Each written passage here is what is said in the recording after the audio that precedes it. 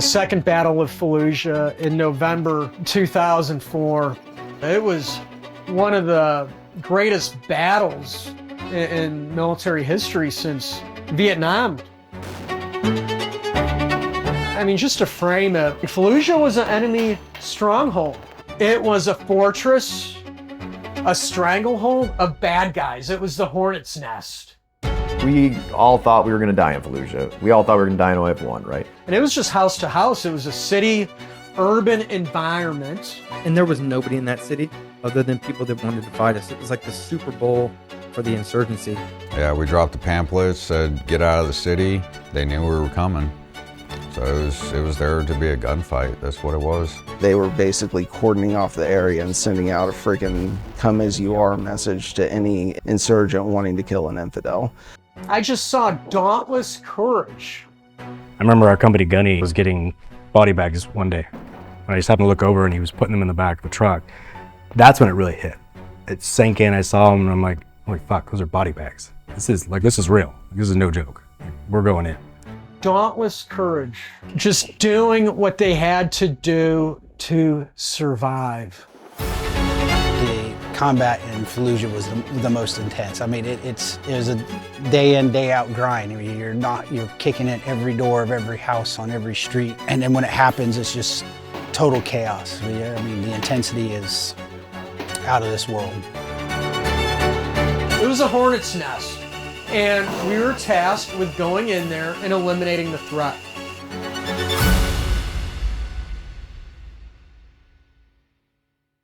My granddad taught me about the World War II Normandy fight.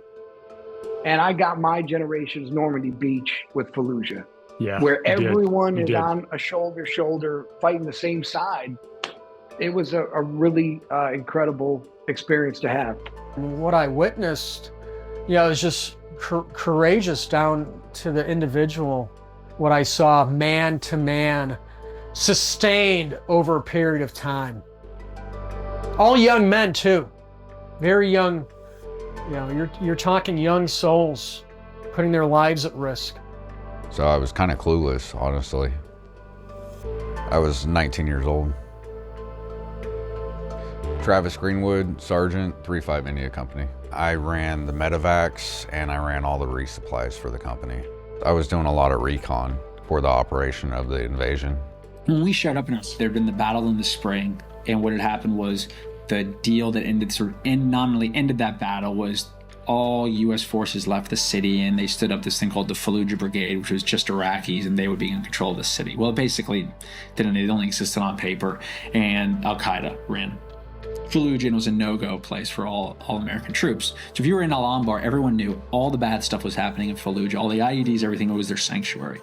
When the Iranian revolutionary coups guys came in with the pros, when Al-Qaeda was bringing in the foreigners and you started getting Chechens and Filipinos, and they became the global all-star team of terrorists. And Fallujah became their epicenters.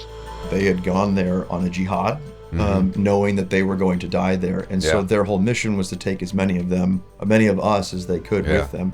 I had a video that I'd got from Intel. It was a video of a daisy chain of IEDs that were on these gates of these houses. A bomb had been dropped on a vehicle, and then next thing you know, just the entire block all the gates were exploding. I was doing everything I had, or everything in my power that I could to give as much intel to the guys as possible. And so I never really focused on myself. I was more focused on prepping my guys as much as I could. So it was very obvious to us early on, there was going to be a second battle in Fallujah. And even the most junior PFC in the platoon would come up to me and say hey sir, so there's going to have to be another battle in Fallujah. Our battalion rotates back to the States in February. The presidential election is in November. So you think we'll probably go at the beginning of November after the election? And yeah, that sounds about right. And that's exactly when we went.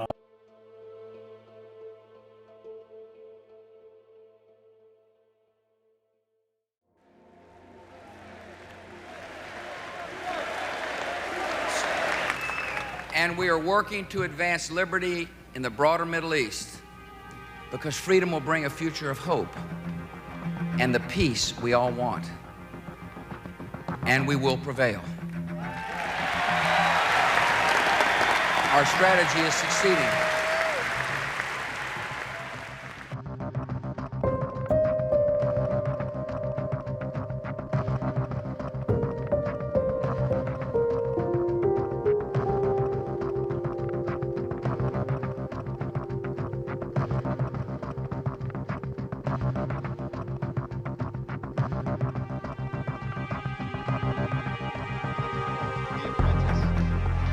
It's time for reality. And next summer, he'll gamble on the casino. Following also back in 2004, those newlyweds. I know it's tuna, but it says chicken. Carmen Electra and Dave Navarro go through this. You know, Fallujah was sort of this outlier, this big set-piece conventional urban battle that was about to go down. My name is Elliot Ackerman. So I served as an infantry officer in 1st Battalion, 8th Marine Regiment. We were deployed in Al-Anbar province, Iraq. We fought in the Fallujah battle in November 2004, and then thereafter served at CIA as a paramilitary operations officer.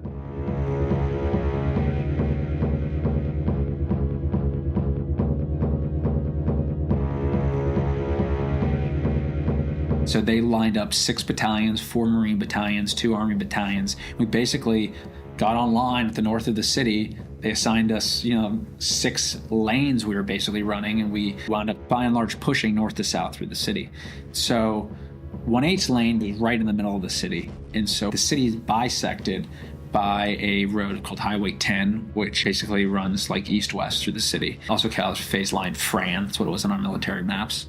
And as our battalion was pushing in, our company was tasked with seizing the government complex, which is like right in the center of the city.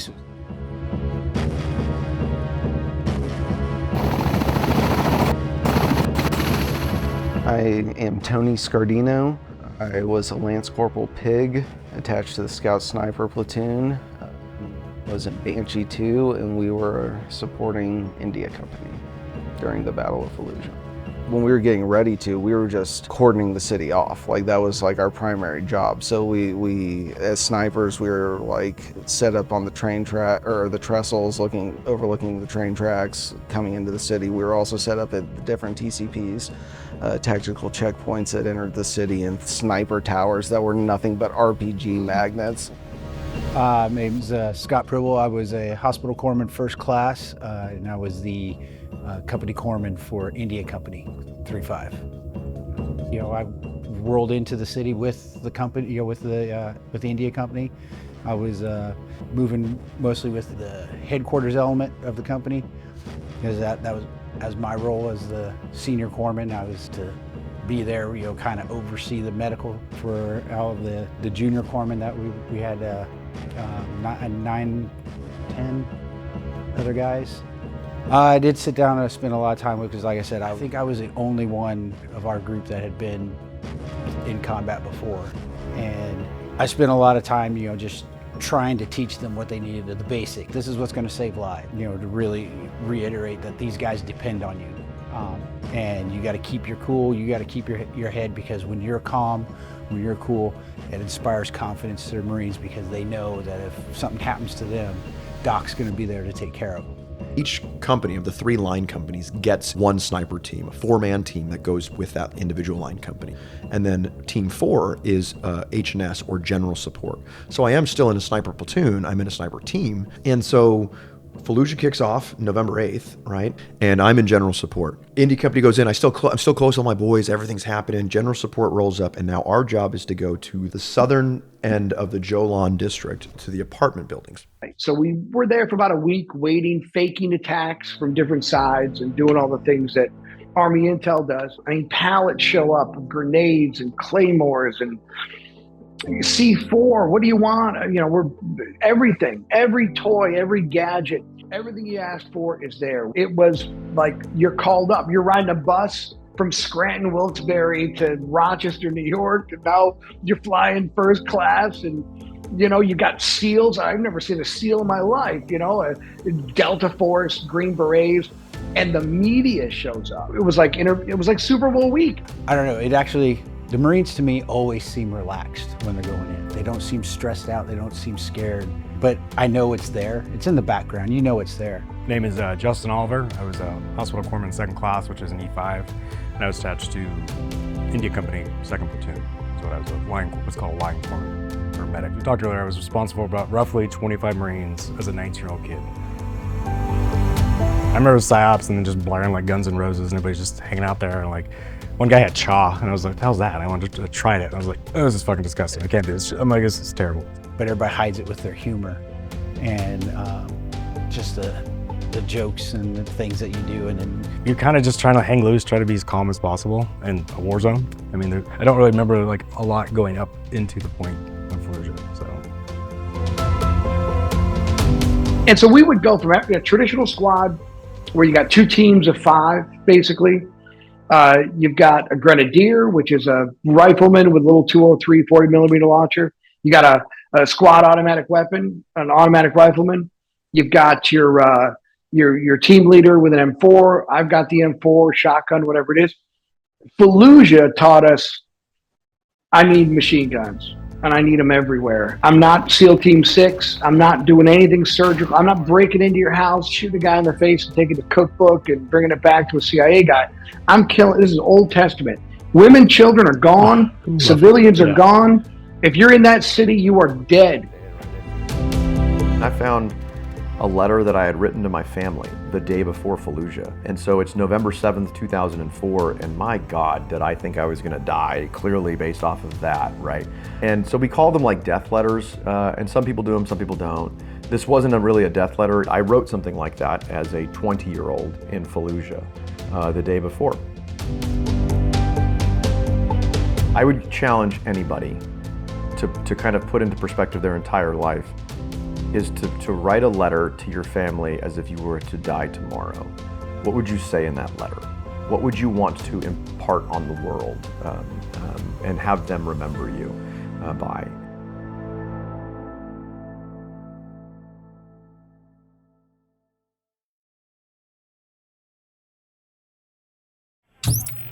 All right, well, I just want you to know our hearts are with you. We're thinking about you guys all the time. Tell us one more time the morale of the Marines who are with you right now, girding for what could be the toughest fight that you guys have faced since Vietnam. Inside the regimental combat team, I got some of the greatest Marines, soldiers, sailors, and airmen that you could possibly imagine. Every Marine that I told, or soldier or sailor, that, you know, the Army coming in to take on some of our tasks while we get to our business, everyone broke out with the biggest smile and said, "Sir, we're ready." I think that brings a good summary of the type of morale that we have. Our Marines and our combat team is ready for action.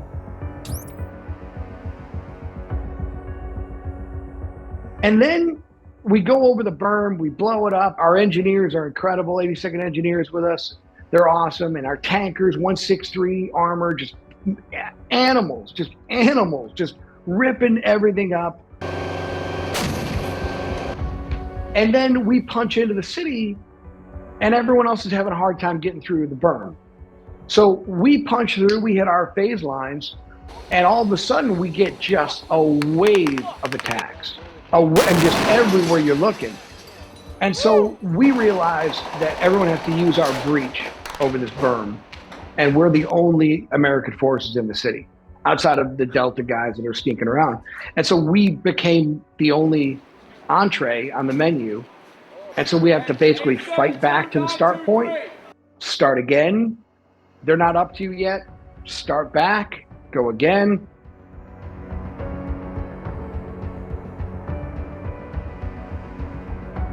First day of Fallujah, we're in the back of the AAVs, like just jam-packed in there. You know, its room capacity is like 10, they would say. Now they put like how many guys are supposed to be in there, but it was way up more than we were supposed to have in the back of that AAV. But I remember when the door came down, the back of the AAV, and everybody just rushed out. And I was with Sergeant McNerney, who was my squad leader. And I remember like seeing mortars or something hit, door opens, pitch black, you hear gunfire, guys are running out. And I'm like, the fuck am I supposed to go?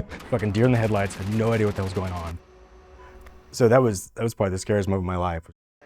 Our command sergeant major is the first guy to die in Fallujah. First American to go down. Yeah, he died at the breach. And we loved him. And he was our father figure, you know? Yeah. And so he goes down to a sniper, and then, we lost our XO, Edward Iwan, and our commander, Sean Sims, and a scout, JC Madison. A unit had not experienced that since Vietnam, where you lost your immediate chain of command, you lose your senior NCO, and it's all a day apart, and it's all close quarter battles. So we knew that we were going to be getting some. We knew that the freaking bad guys were coming in, and we were just trying to be ready for it. And I think we were ready for a close quarter battle, 35, 50 meters. That's what we had. We had a couple of really up close fights in Muqtadia, but we overwhelmed them, and a lot of guys would run when they saw us coming.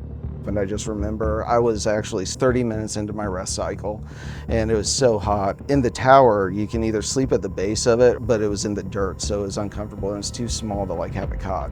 So 30 yards away, there was an empty bunker that we had a cot in, and that's where we stored our stuff.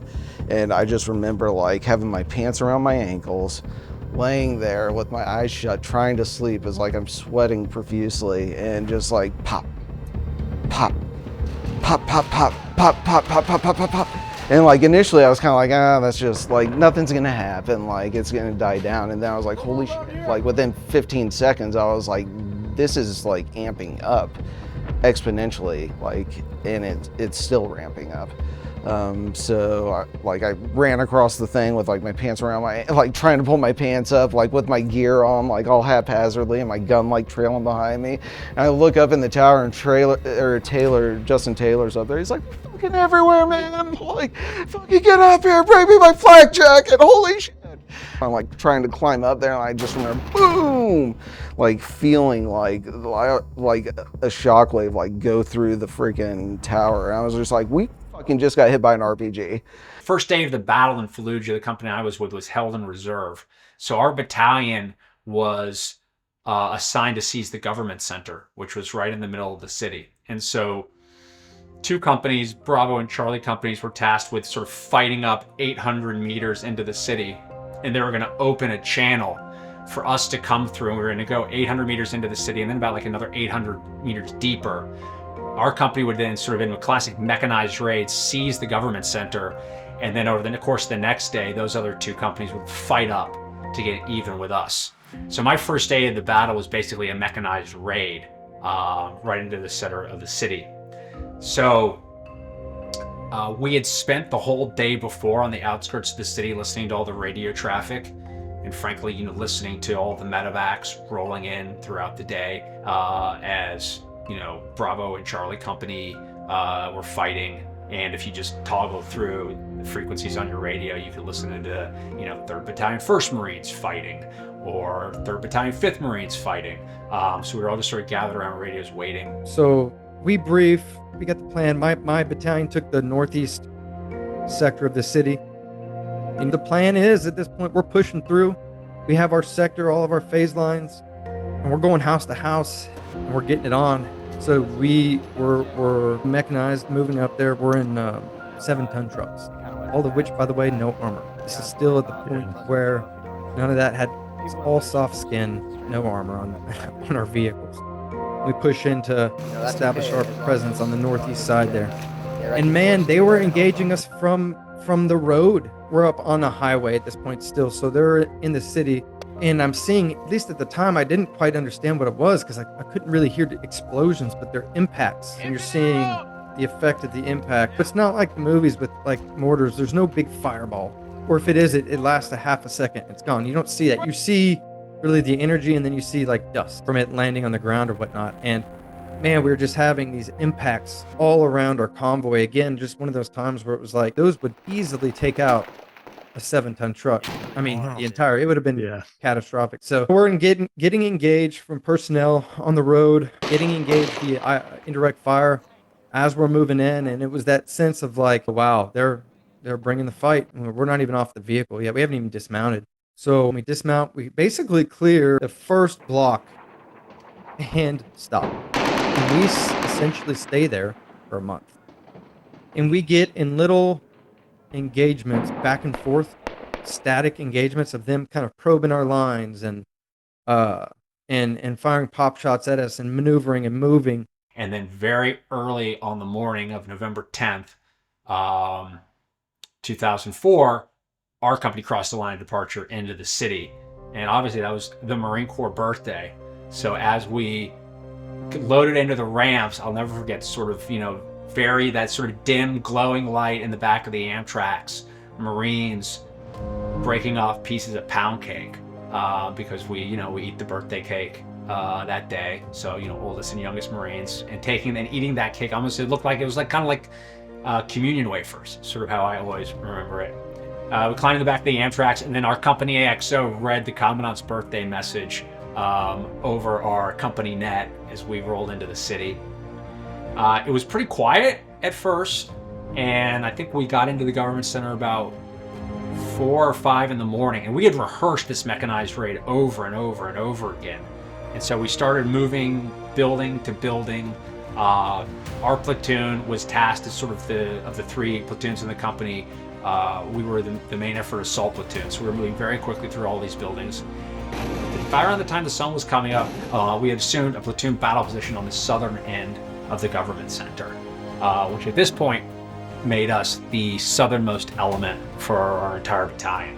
And then when the sun came up, so all hell broke loose. So there's a train track, there's a train station to our west, and there's an apartment complex, 6-7 stories tall.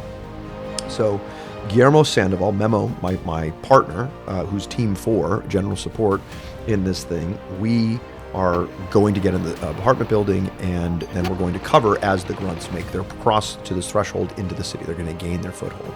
On the way into the apartment building, it gets zippered up with fire. We're getting shot on the way in. Okay, so Memo was carrying the M40, which is the 7.62 sniper rifle, and I'm the pig in the sniper platoon. And so in this relationship, Memo was acting as the hog, right? And I was the pig. What's a pig? In the scout sniper community, you're one of 2 things. You're either a pig or you're a hog. Pigs are the professionally instructed gunmen who are trained by the hogs, who are the hunters of gunmen. Pigs haven't been through school yet, but they're trained by the hogs who have, so they're professionally instructed. It's a colloquial term, it's a term of endearment. So we climb up these stairs, we get to the 5th floor of this apartment building. It's completely vacant, right? I set up, and we're covering into the city. Now we can see into the city. And then all of a sudden, we're getting moving tables and whatever, and and getting set up as everything's kind of kicking off, and then artillery's hitting, Cobras are hitting, everything's kind of going on, chaos. And then we hear footsteps coming up the stairwell. So now Memo and I come around the corner, and we're pieing and holding on these stairs, and who comes up? 2 Navy SEAL snipers, one by the name of Chris Kyle. So Chris Kyle and his partner cruise up. Him and his partner are literally across the hall. And I'm telling you, it's a very small apartment, so across the hall is 5-10 feet away out of the room into the very next room. And so now, on the left-hand side of this apartment are the Marine snipers, and on the right-hand side are the Navy snipers. And okay, they have 300 Win mags, right? They got way better guns than we do. And then we start this competition, right? And so as we're going, we'll hear the 50 cal go off when I'm shooting or Memo shooting, and we're like, Marines won, right? And then again, people are gonna hate this, but the Chris Kyle are like, Navy won, right? And so we have this I get it. I understand the humanity and everything now, and in retrospect, I completely understand that. But it's hard for me to quantify when people are like, well, do you enjoy your job? No, I don't enjoy the act of killing people, but I enjoy the idea of being able to train your entire life for a specific purpose and getting to do that purpose. But I was very happy to be taking out an enemy combatant that would have the opportunity to harm one of my comrades. We were the angels on their shoulders. That's my job, is to take care of them. And so, yeah, I'm proud of the fact I did my job. And so that led to some of the problems, some of the animosities. I'm a pig who's rocking the sasser, and I'm getting a lot of work done, is what Aaron said, right? And yeah, there was a lot that happened that day. And then as the sun set that evening, Chris Kyle and his partner ended up taking off and then meeting up with the Marines and carrying in. Well, we stayed there for 2 more days and continued operations there as guys were going through the southern part of the city. And working through the southern part of the Jolan district, and then working their way towards the center of the city. I mean, gunfight. Once we established a foothold in the city, we had a corridor basically out northwest around the apartments and then back to Camp Fallujah, which was the main hub. And then Camp Fallujah was what's called Bravo Surgical. And so they would run these ambulances. We'd get a wounded casualty, we'd get them off the front, and then we'd load them into these vehicles, and then he would take them back and forth, corpsman in hand. Yeah, that was pretty interesting because, I mean, and my only response was, I'm the only medevac. It was like, I'm not slowing down. Like, I mean, that also leaves you up for ambush and stuff like that. So I rolled around the city, just one vehicle all over the place. But I'd get the guys out as fast as I could and get back to the company for the next injured guy when the dudes were kicking in doors. But at night, I don't think I slept for like the first 5 days because at night, like I was running medevacs and doing stuff during the day to help out the guys, and then all night long I was running resupplies to the platoons. That was pretty wild. Like here I am driving around with MVGs like all over the city, like trying to figure out where the platoons are set up at, and got lost a couple times, got shot at a few times, and it was interesting. On one of my resupplies, I come up on this house, and on this one I am by myself in the vehicle, middle of the night, running resupplies, making sure dudes have ammo, grenades, AT-4s, everything they needed. And I'm driving down this street, and there's this house with lights on. And I'm like, what is going on? And I look, and 2 Iraqi males and 2 females walk out of the house and start walking toward me. And I'm on the radio, I'm like, hey, I've got these 2 mams over here, there's females, it's family. I was like, what am I supposed to do? And I was told to detain them and bring them back. I was like, I cannot do that. I was like, I've got munitions. The whole Humvee was just loaded with grenades and stuff. How is one person supposed to do that? So I ended up getting a little bit of trouble maybe, but yeah, I just marked the location and I headed back. But yeah, it was kind of interesting how I was rolling around by myself for a lot. The Askari district of Fallujah is the eastern side. It was called the Soldiers District. And this is where Saddam retired as general. So there's an upper middle class neighborhood. And the Iraqi culture is very insecure. These are giant, thick homes. Every home is built for defense. You had tunnel network systems that were connecting homes that had, you know, one house would have nothing but medical gear in it. The other one would have bullets. The other one would have, you know, explosives. And they all knew the marking system. Foreign fighters were on the perimeter. The hardened guys were on the inside.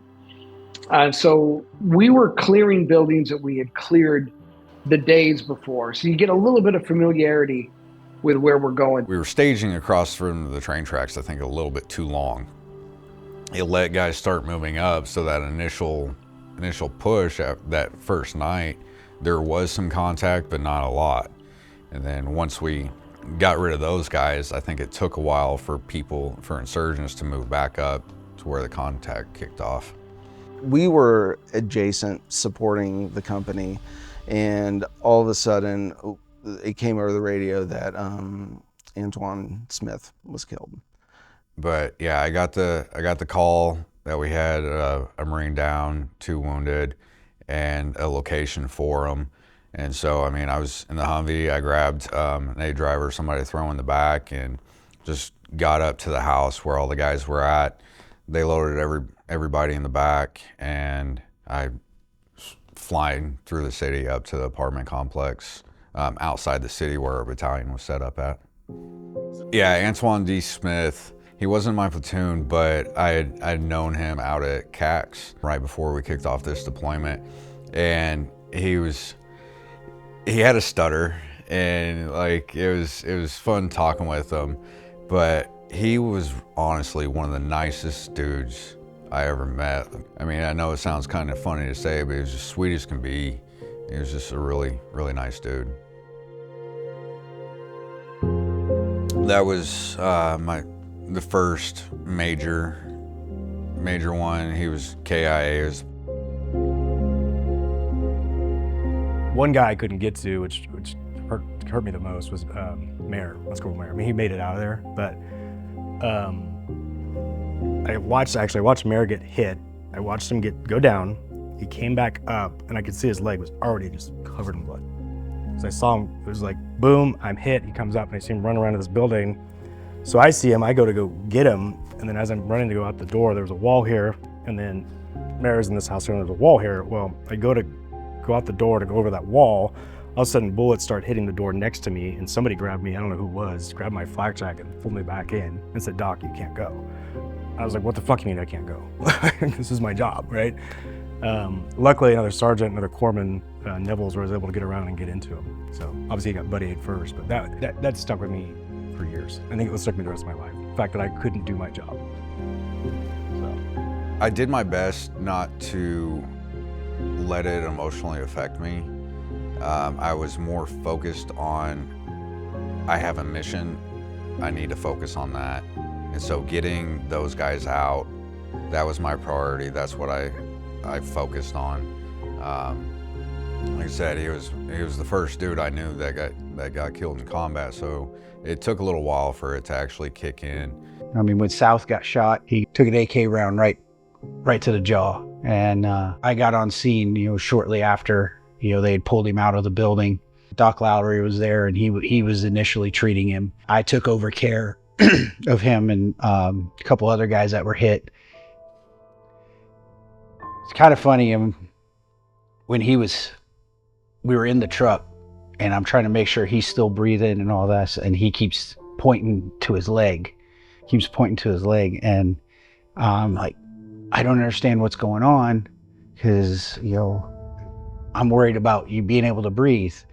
And then I had finally looked, and he had a bullet hole in his ankle, or about his heel. And that's what he was more worried about than being shot in the face, because I guess that's what hurt.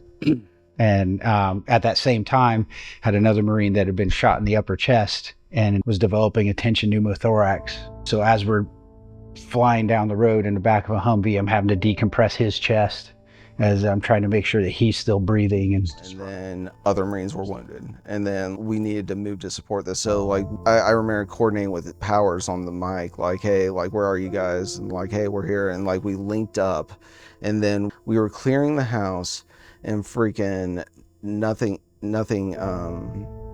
was going on. It seemed like it died down a lot, and we got up onto the rooftop, and the fight had like died down considerably. It seemed like the situation stabilized. Like, yeah, we probably don't need Overwatch, we're good to go. So we started like coming back downstairs, and then all of a sudden all hell just broke loose. Sprinted back outside. I was the last man out. I just remember JP was the first man out. He like took 3 steps onto the door and like identified a threat like 50 yards away, like jumping over a roof. As I came out, I like looked and just saw what he saw and saw him drop the dude. So they were like they're reinforcing the position via the rooftops.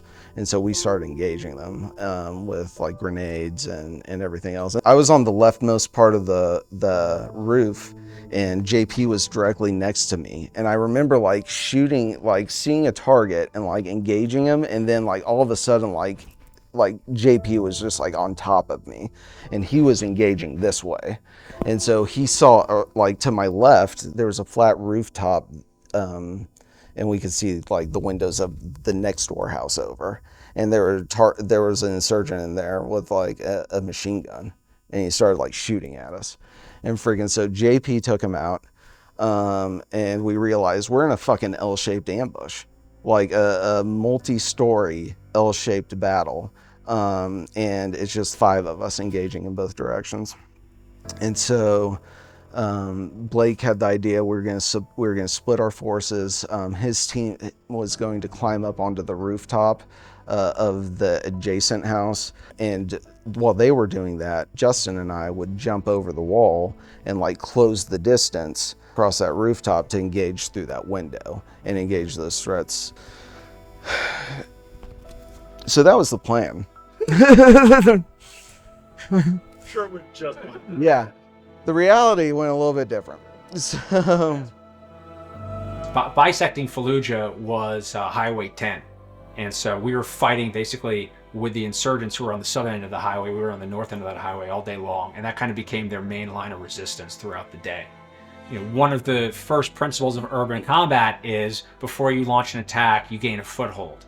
That night, our company commander basically let us know that the entire battalion, which had now sort of fought up even with us, the entire battalion was going to cross Highway 10 the next morning.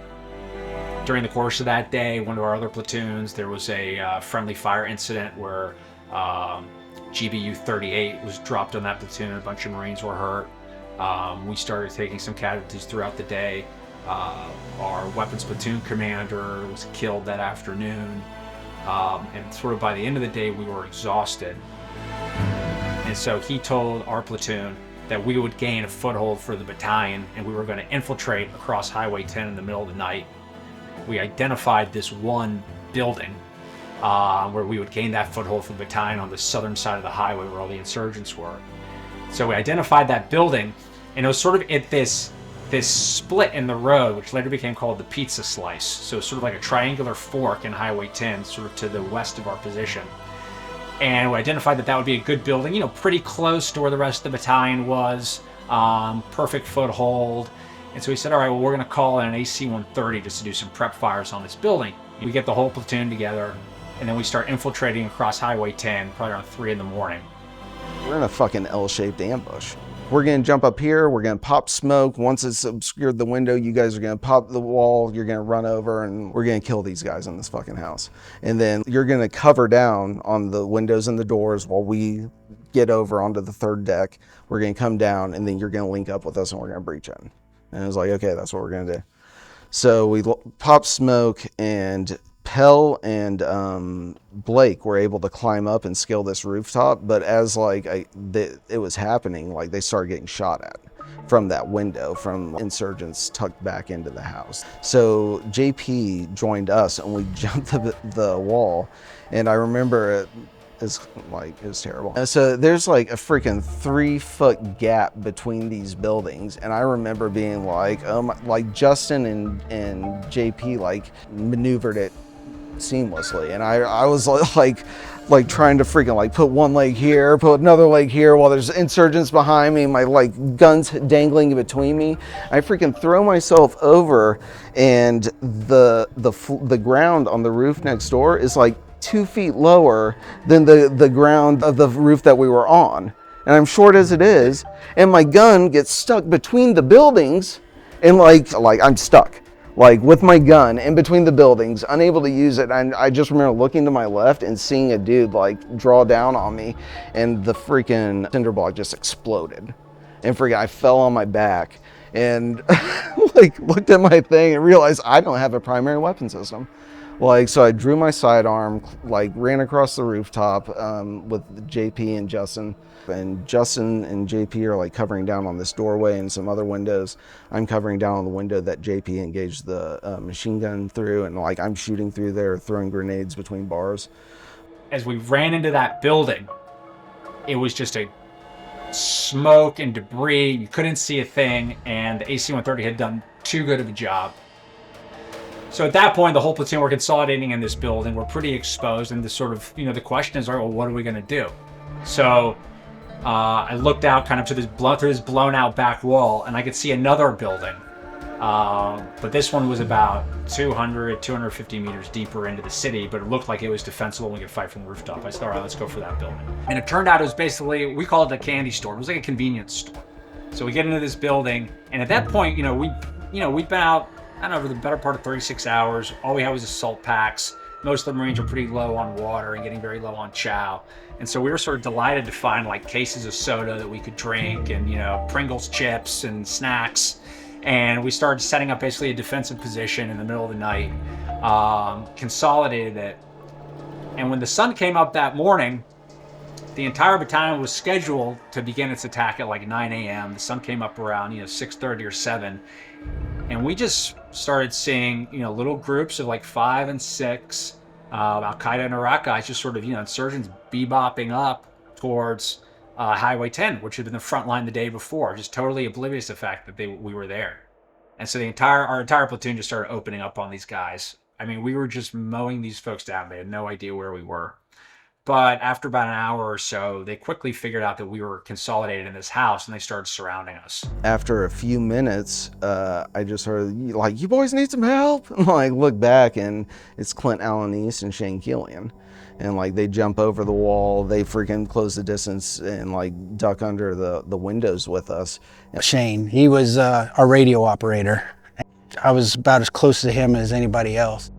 So we were both in headquarters together. He was the radio operator for our XO, but like the HQ guys, there weren't very many of us. It was just a couple of us. So like, and when we were in Bahia, we lived in the same little hooch. We worked out together every day, and we were just with each other all the time.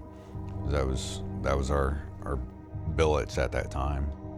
Shane was like a PT stud, was like our discipline guy, was like the quintessential Marine. When I was doing the medevacs and stuff, that's when Killian got hit. Super close with Killian, and I'd actually like tried to get him to switch me roles, and I was gonna take over the radio just because the platoon that got hit, those were his guys.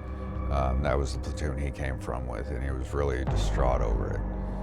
And we were sitting on a rooftop, and there was kind of, there was firefights going on. I think the company was pushing into an apartment building, something, and I was sitting up with the headquarters element of the company, and someone came over the radio and was asking, hey, what's all that shooting going on over there? And our radio operator, Shane Killian, at the time, he goes over the radio and goes, be advised, there's a war on.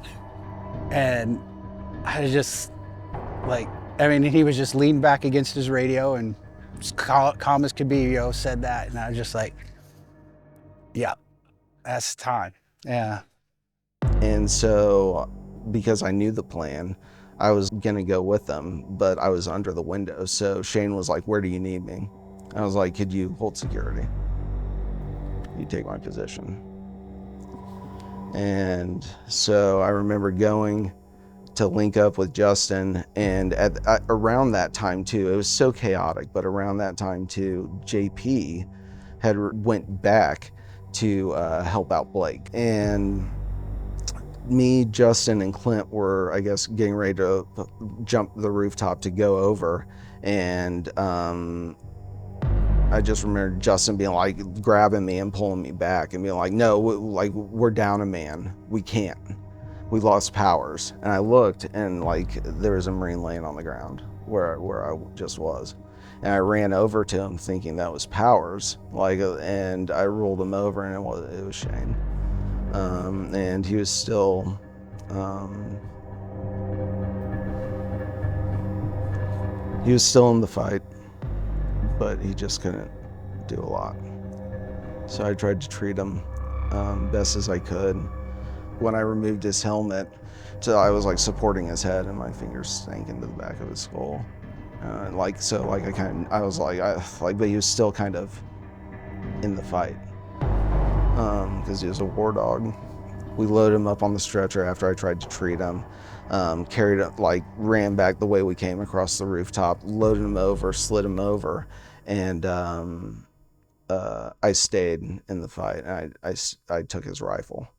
Then shortly after that, we were told, hey, we're pulling back. We're gonna drop ordnance on these fuckers. And that's what happened. When I was doing the medevacs and stuff, that's when Killian got hit. I got Killian out, and part of my job on top of the medevacs and everything else was when I did medevac these guys, I had to get out their serialized gear, bring it back to the company. They weren't allowed to go off with their serialized gear. We had to keep track of it. And so, when Shane got hit, I had his flak jacket and I was going off, and there was a lot of stuff on it because he had been shot in the head. And I knew he carried a picture of him and his wife in his flak. And I remember I opened it up, pulled out the picture, and just lost it. Absolutely lost it. It's when Muncie came up and just bear hugged me. I was able, luckily, I kept the picture the entire time. I put it in my flag and held on to it the entire time, and I gave it to his wife when we got back here. but it destroyed me. Like his first son was born the day he got killed, a little bit after he got killed. So that was the hardest right at the beginning for me. That's still a tough one. That one's in there all the time. And I remember that night, Captain Shantosh said he had to go back to the battalion CP for a meeting, and he grabbed me and he took me, and he's like, "Doc, I want you to come with me." I was like, that's weird. He never takes me to these things, but okay. And he took me and he dropped me off at the BAS, and to one of my best friends was working, HM1 Chris Pearson. He was there, and I guess I don't know if Tosh had talked to him ahead of time or what, but I was pretty broken that day, and he dropped me off at the BAS, and Chris brought me a cup of coffee, a freaking hot cup of coffee, something I hadn't had in I don't know how long, and he brought it to me, and we sat and talked for I don't know how long, but he left me there at the aid station for a long time just to help me get my head right. And yeah, that was,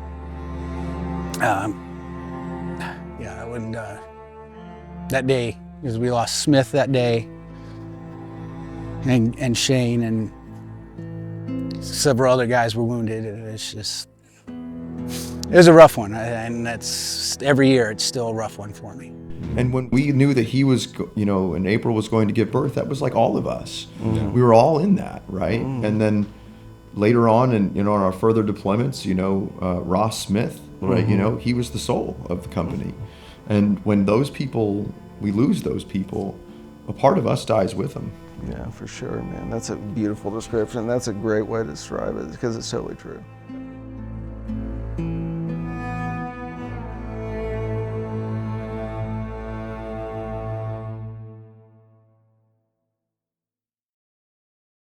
And at this point, too, my battalion that was back in the government center, they were also heavily engaged. So the time of our battalion attack kind of kept getting pushed back. For the first 4 days of Fallujah, I wasn't with any single line company. We were general support. We were helping Kazafac. We were shooting if we needed to. There's other missions that we ran adjacent to because I was general support. Well, Team 2, Banshee was our call sign, Banshee 2, got in a really bad firefight in the Jolan district with the India Company, and a lot of Marines got hurt that day, to include a Navy corpsman, Doc Pell. And Doc Pell got wounded really, really bad. He was going in between two buildings, and then they kind of hit him a lot. His life was saved, but he was hurt really, really bad. And so what happened was Team 2 was down a man. And so then what happens is now I'm combat replacements. And so I go into Team 2 and I continue the rest of the push in Fallujah. We're clearing houses with the grunts, right? I came from India Company and I'm supporting India Company. So we're with them, house to house, fight to fight, whatever it was. And then what the snipers started to do was we used the snipers as kind of like a squeegee. So at night, it was really weird.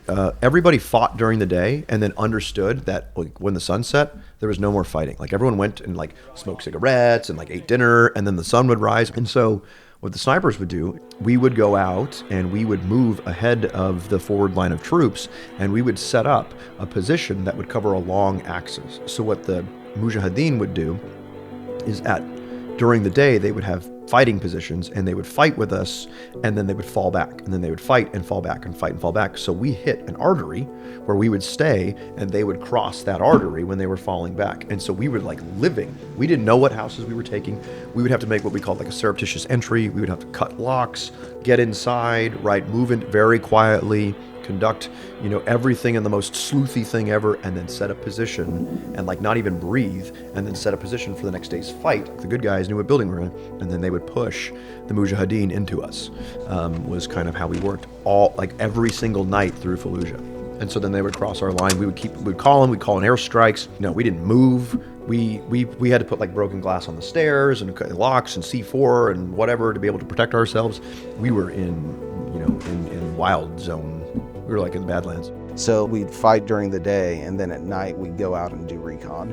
And we'd do satellite patrols, 2-man patrols at sometimes, like doing man shit, in the middle of the city, like with nods, nothing but hand and arm signals, like weren't afraid, hundreds of meters ahead of the freaking like company.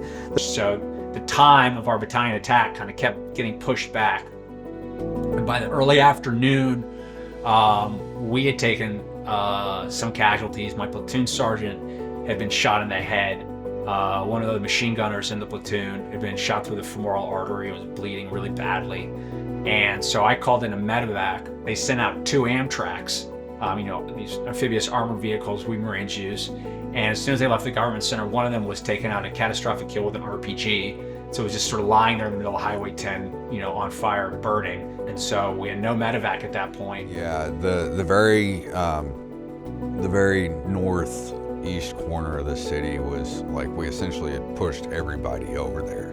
And so we bottlenecked them to the corner of the city, and we took a lot of casualties over there. I actually comes up on my basically my platoon TAC is and a first lieutenant's going to be Sonny Rollins, who was a mobile assault platoon commander. So he was out there just with like some light-skinned Humvees with 50 cals and Mark 19s on them, and he on his own cognition just rolled his platoon down there, and we link up, we get our casualties out, which was really tough to do. We got them out, and later Brown survived, but was given last rites when he made it to the battalion aid station. So sort of a miracle he survived. But we're still sort of surrounded at this point. We can't get out. It's only getting more intense, and it's sort of early afternoon. I was on the radio with my company commander at one point, kind of talking about what we were going to do. And he said, listen, the battalion attack's going to go. It's going to go at 3 o'clock. We're coming. Be ready. We're going to link up with you in stride.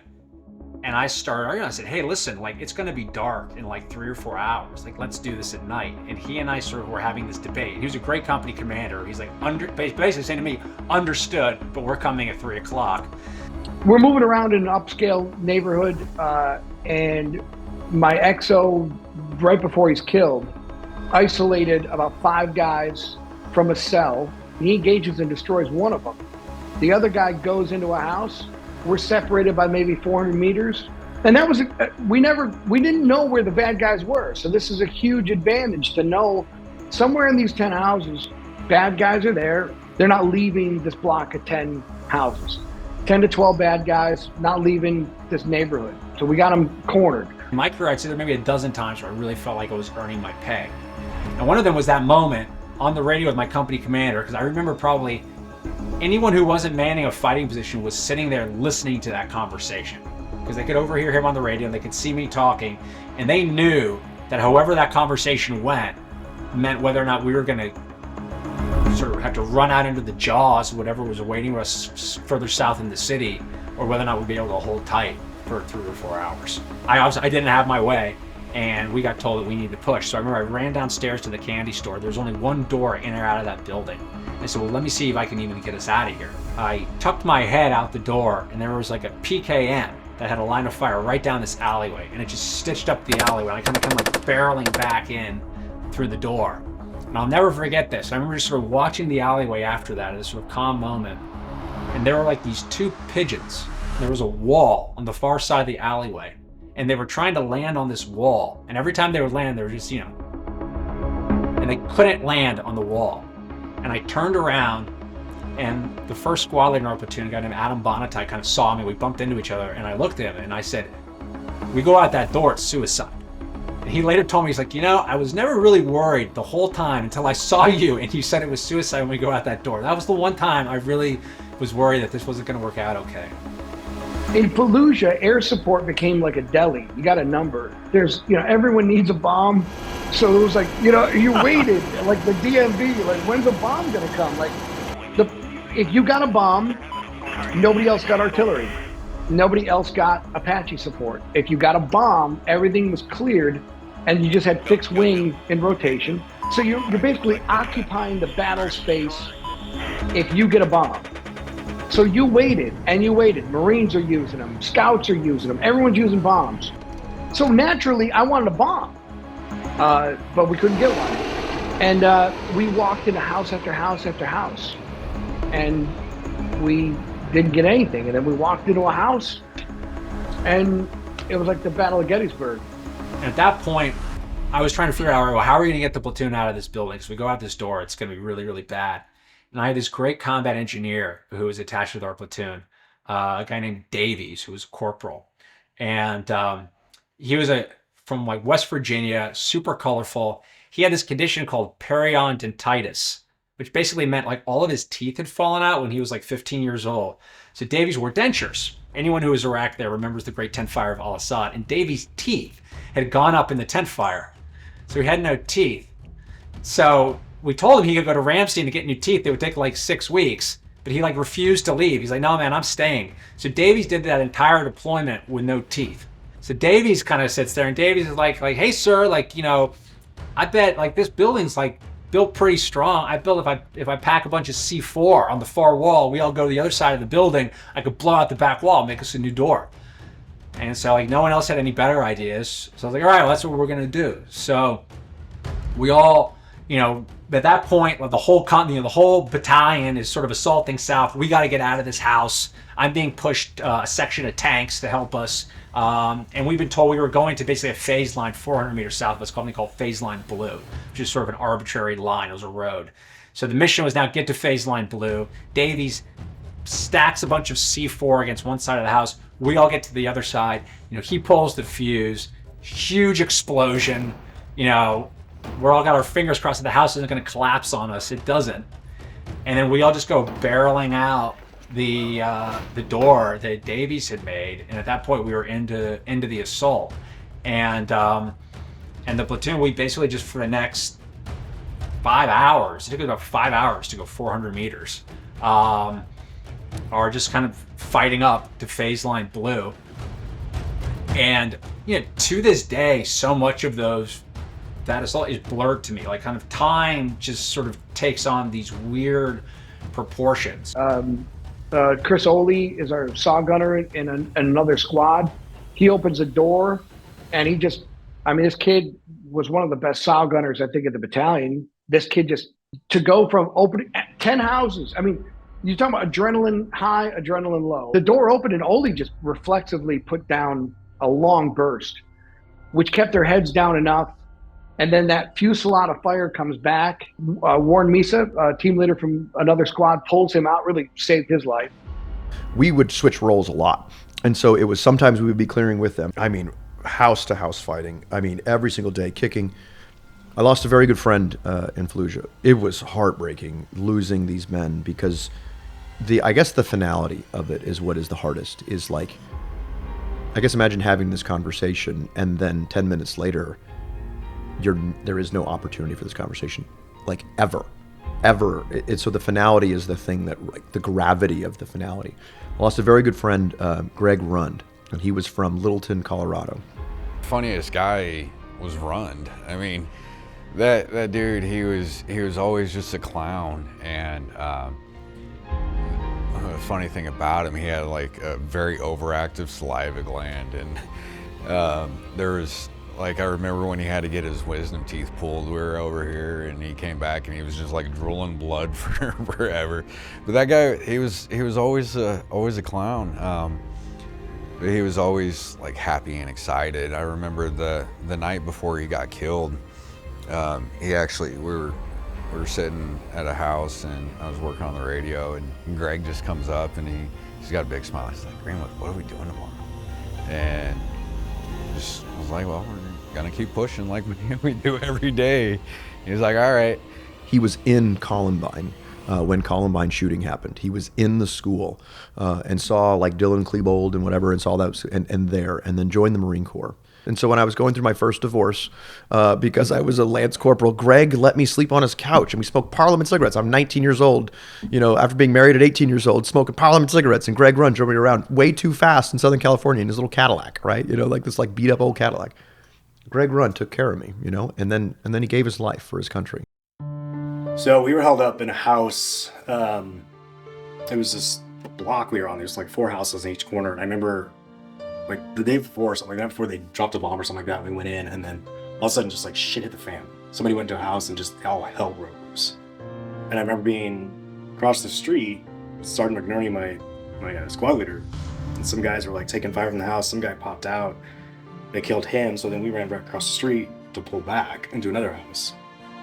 And there's just so much chaos going on. And somebody's like, oh, somebody got hit.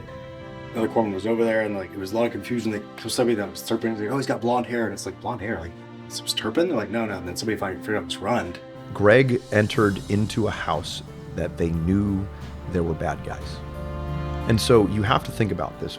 I hate the term hero. I hate it. I hate it when people thank me for my service. I don't like, and I understand that it comes from a place of love, but it kills me because anything, they're like, you're so brave, sure. But you know what bravery is? Bravery is Greg Rund. When he knows that there are bad people on the other side of the door, and what does he do? He kicks the door open anyway. And he goes in, and he fights, and then continues to fight. And then they couldn't get him out of the room, right? And then they fought and sent more people, and just witnessing that, right? Witnessing that love for one another. That's the weird thing, is people are like, the sniper, Force Recon sniper, he talks about love. None of that was hate. Everything about that was love. Greg didn't yell for the corpsmen, it was his friends that yelled for the corpsmen. The bravest thing I saw were grunts doing stuff like that in Fallujah, just going house to house with no idea what was on the other side of the door, or, you know, patrolling around Afghanistan when you're going to go into a village and nobody really knows what's in the village, but, you know, hey, let's just go check it out and see what's there. So it was just sort of that kind of the modest and enduring courage of the young infantrymen, I would think, is the most impressive thing that I saw in all my time. It's impossible to stay focused when, you know, oh, something's here, it isn't there. You see blood, you see a body, and these houses are booby-trapped, and they know our tactics, and it's psychological as much as it is physical and mental. They're getting into your head. It was tough that I didn't get to take him, like because he was from my platoon. We were super close. And you know, he was another one that I worked on him until we got him all the way out of the city into Camp Fallujah, all the way to the surgical company. But it's just. Any one of them, you lose in any one of them, it's personal.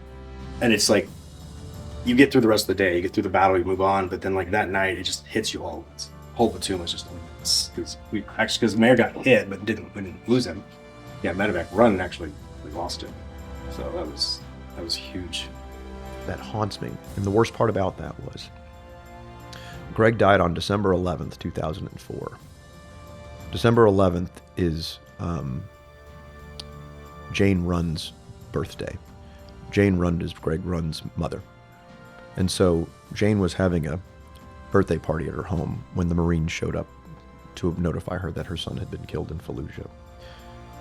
And so Travis Greenwood and a number of us made a commitment to call Jane every year, to be with Jane as much as we can every year, so that we change the memory of what her birthday is. Not the day that her son died, but the day that she gets to see her son's friends. It's fucking miserable, man. But like, I wish that he didn't die. I mean, of course, no. Like, I think about those things, and so what I often have to tell myself is, there's the way that you want the world to be, and then there's the way that the world is. And so, the way that the world is that Greg died that day, and so what we have to do is be able to try to honor his legacy, be as good as we can to be able to carry that thing forward, and try to make sure that we live a purpose-driven life for him. I'm on the left side of the house, they're all on the right side of the house, and we're just separated by just two enormous cones of fire that are just, the only light is tracers, and there's a chandelier, a nice chandelier, that's just getting ripped apart, and guys are cut up and bleeding, and it was just really chaotic. And Joe Swanson and Jameson McDaniel are two young machine gunners, and they just start firing from outside the house into the house. Their fire is coming through the wall. The bad guys' fire is coming through the door in the wall. The wall is crumbling apart. Rounds are like, throw a log on a fire, the embers, that's what the bullets are doing. There's nothing you can do. Yeah, man, what are you gonna do? I asked for a 240, but they couldn't bring it from the outside inside. I asked for a saw.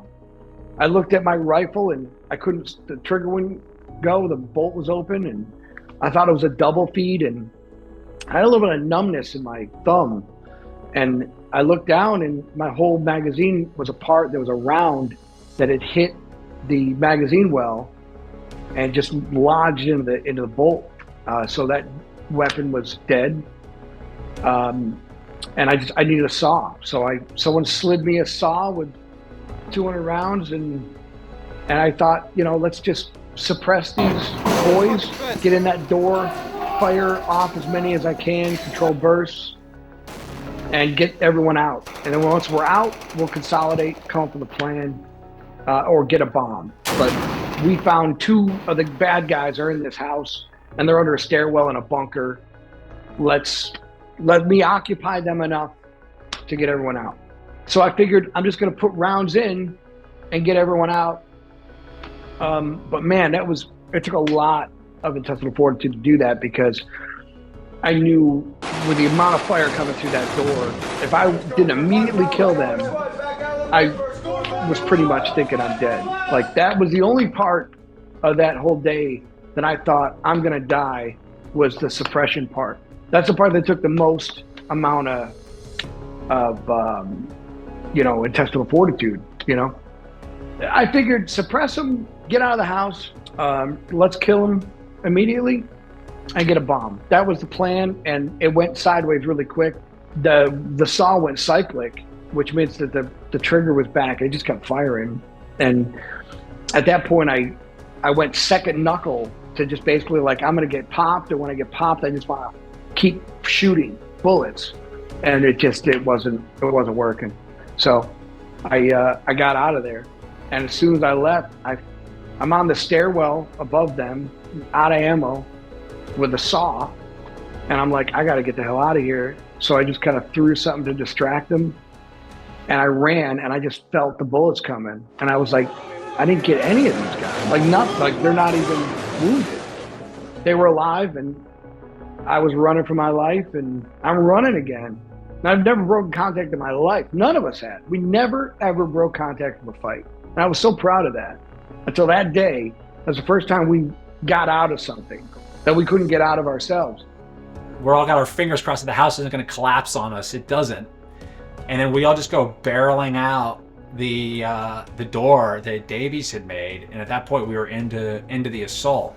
And the platoon, we basically just, for the next 5 hours, it took about 5 hours to go 400 meters, are just kind of fighting up to phase line blue.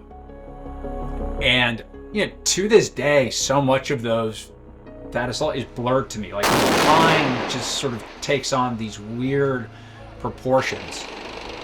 And I took that really seriously, and it really pissed me off. And I was like, I don't give a shit. And so I just went back in. I figured there's 2 guys. I'm good for 2. I mean, hopefully they got dinged up on my saw, or they're shook, or they're, wounded, hit with shrapnel, something. I can take 2.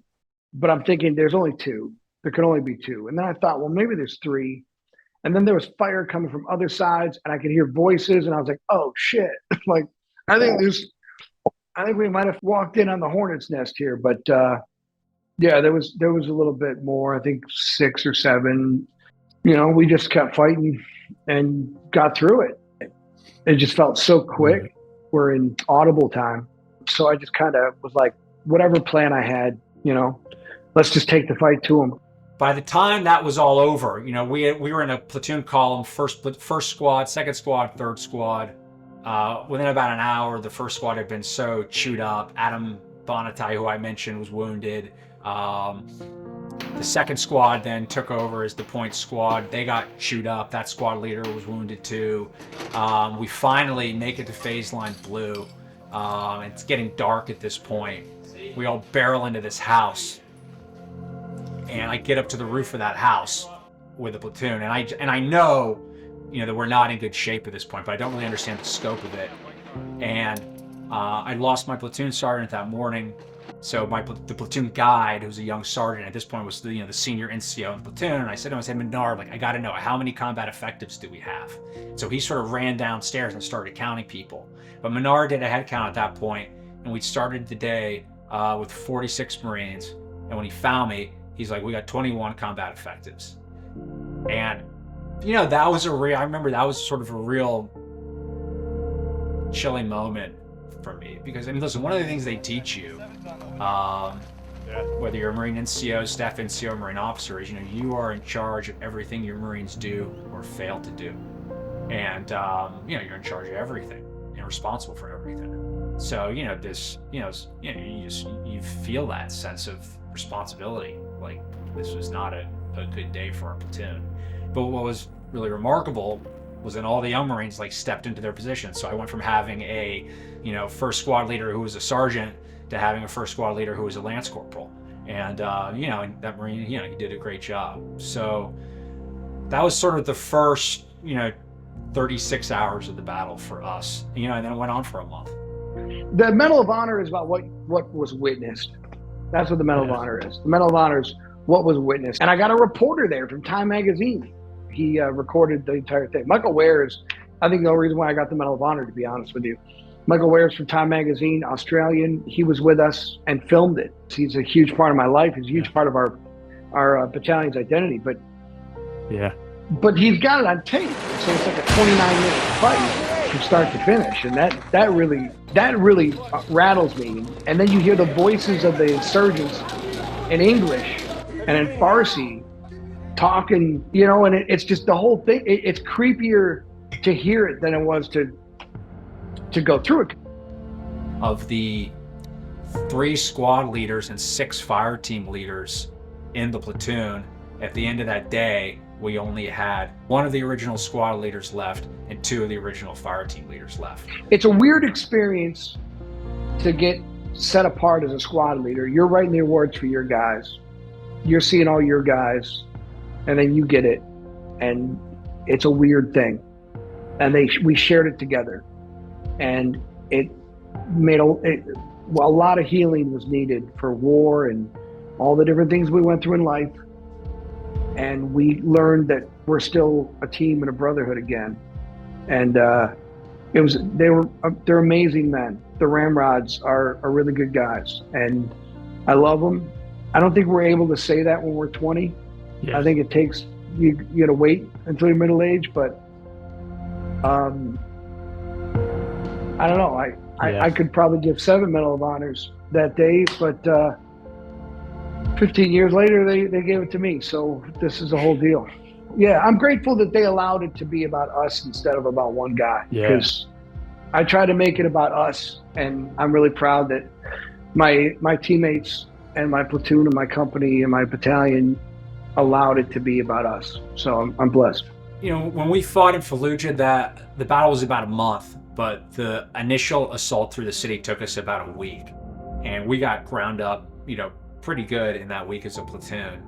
And the sort of question was, well, what do we do when we hit the south end of the city? So we went from north to south. Like, what do we do when we get to the end of the city? Because we all knew, that we were bypassing centers of resistance, that there were insurgents still behind us. When we got to the south end of the city, our headquarters basically took a satellite image of the entire city. The S2 shop labeled every single building in the city, handed us those maps and said, now you need to go through every single house and clear out every house in the city. And that turned into this massive game of Russian roulette. And the bravest thing I saw were, the PFCs and the Lance Corporals that I served with, like day after day as their friends were getting ground up, be the first guy to kick in the door of a house, walk in, and have no idea what was on the other side of that door. I remember reaching the final house and seeing the river beneath us, and then kind of turning around and looking across the city and realizing, holy fucking shit, it looks like Armageddon. Mission fucking accomplished.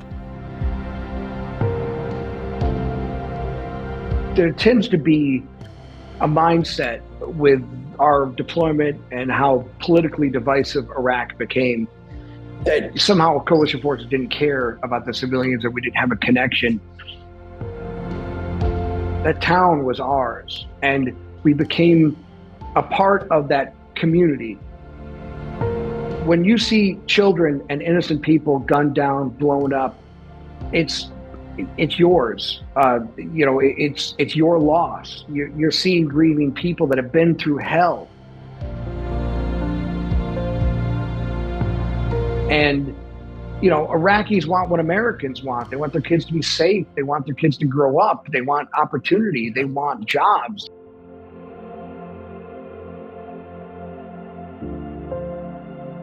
In Iraq, millions of voters took part Sunday in election to form the country's new National Assembly, the first contested election in Iraq in half a century.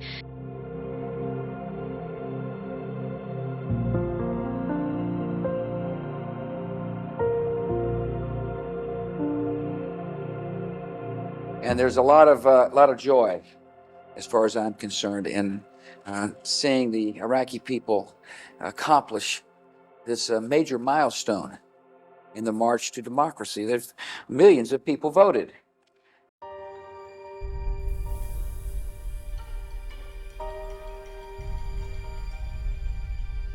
My war was Iraq. We don't pick, we don't select that. That's the fight we have. But when people come to me and they're like, what did your friends die for? What really was the purpose? My friends died for me. They died for us, literally. So message to anybody that wasn't there that, might not understand what it was like. That's tough. That's tough because, you can't, it's really hard to articulate that, put that into words for people that wasn't there. Just to know that every one of those men that walked on those streets, they were there and willing every day to put their life on the line for each other.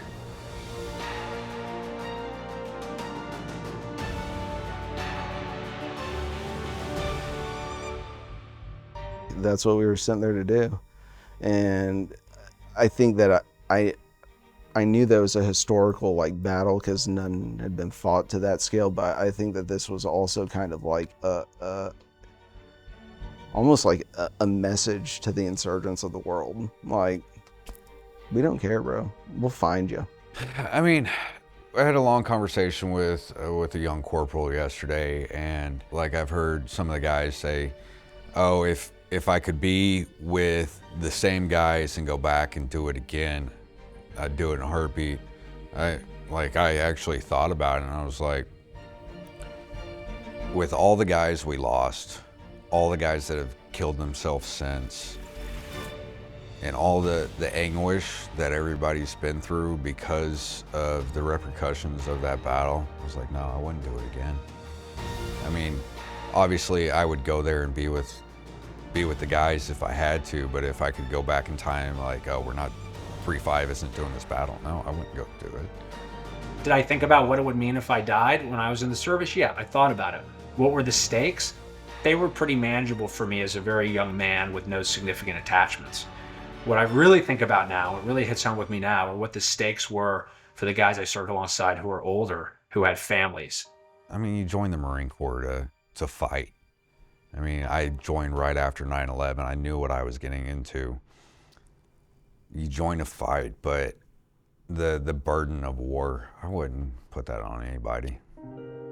These men, they're everyday guys now, and you don't know it. You don't know that these guys were there when you see them on the street, you meet them at a bar or wherever.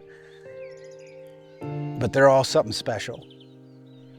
They all carry something special inside them, and sharing this and being able to be there together is really important, and I'm thankful for it.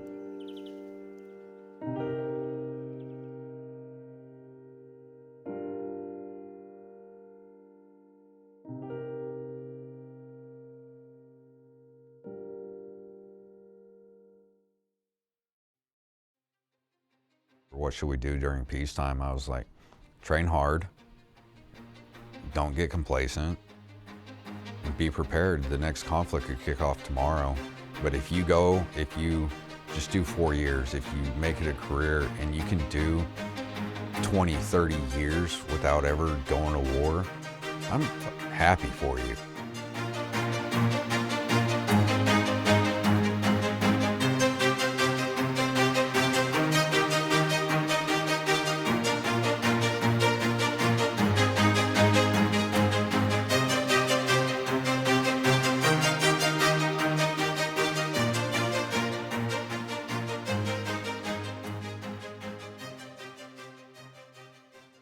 Just a quick word from our sponsor, Veterans Help Group. Some of you may be struggling with things today that weren't there before you deployed, or maybe you're noticing this in a loved one, like a spouse, son, daughter who went downrange, came back a little different, like many of us. Trouble sleeping, dealing with pain, stress, mental health issues, maybe a whole lot more. And the question is, what can you do about it? Well, let me tell you, you signed that contract, you served your country, you earned your benefits. That's why I want you to do yourself a favor and call our friends at Veterans Help Group today. They're here to help you get your benefits. I've navigated the VA system to get my own results and benefits. It can be hard at the best of times, and Veterans Help Group makes it that much easier. You see, Veterans Help Group knows the VA because VA disability is literally all that they do. Whether you've been denied or appealing or filing for the first time, it doesn't matter. These guys know how to get you approved for 100% of the benefits you deserve. They've done it for thousands of vets just like you and your loved ones who served. Go to veteranshelpgroup.com or call Veterans Help Group at 855-233-6144 and tell them your buddies Ryan and AJ from Combat Story sent you. That's veteranshelpgroup.com. Veterans Help Group does not guarantee outcomes and past performance, does not guarantee future results. The company is neither a law firm nor affiliated with any part of the U.S. government, including the VA. This video is also sponsored by Delete Me. Delete Me makes it easy, quick, and safe to remove your personal data online at a time when surveillance and data breaches are common enough to make everyone vulnerable. Delete Me knows your privacy is worth protecting. Sign up and provide Delete Me with exactly what information you want deleted, and their experts take it from there. Delete Me sends you regular personalized privacy reports showing what info they found, where they found it, and what they removed. Delete Me isn't just a one-time service. As someone with an active online presence, privacy is really important to me and my family, especially given my background in the military and in the agency. I want to make sure people don't have too much information about me online, and I have been doxxed by some fairly unfriendly people in the past. I love getting my monthly Delete Me reports telling me exactly how much of my online presence has been cleared. I actually look forward to this. Take control of your data and keep your private life private by signing up for Delete Me. Now at a special discount for our listeners, get 20% off your Delete Me plan when you go to joindeleteme.com/combat and use promo code COMBAT at checkout. The only way to get 20% off is to go to joindeleteme.com/combat and enter code COMBAT at checkout. That's joindeleteme.com/combat, code COMBAT.